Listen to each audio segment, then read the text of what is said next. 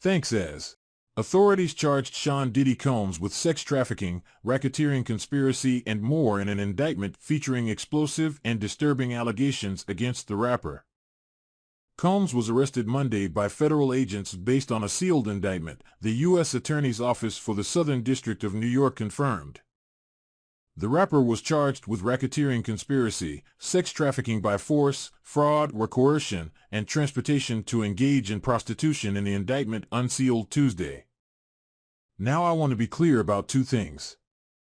First, this office is determined to investigate and prosecute anyone who engages in sex trafficking, no matter how powerful or wealthy or famous you may be. U.S. Attorney Damian Williams said during a press conference Tuesday. No one should doubt our commitment on that. A year ago, Sean Combs stood in Times Square and was handed a key to New York City. Today, he's been indicted and will face justice in the Southern District of New York, he added. Second, we are not done. This investigation is ongoing, and I encourage anyone with information about this case to come forward and to do it quickly.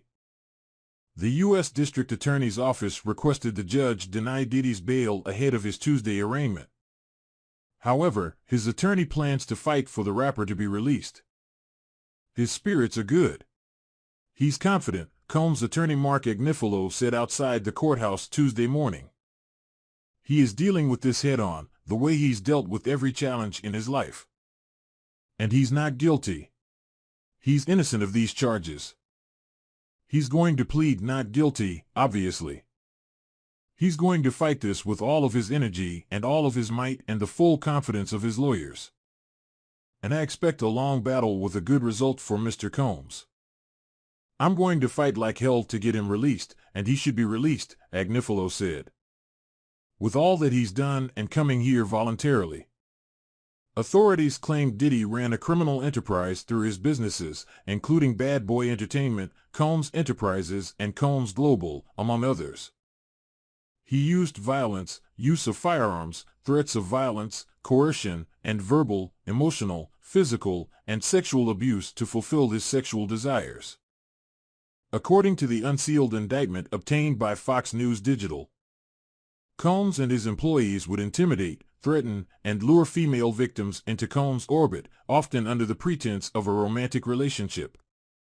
Combs allegedly then used force, threats of force, and coercion to cause victims to engage in extended sex acts with male commercial sex workers that Combs referred to as, among other things, freak-offs.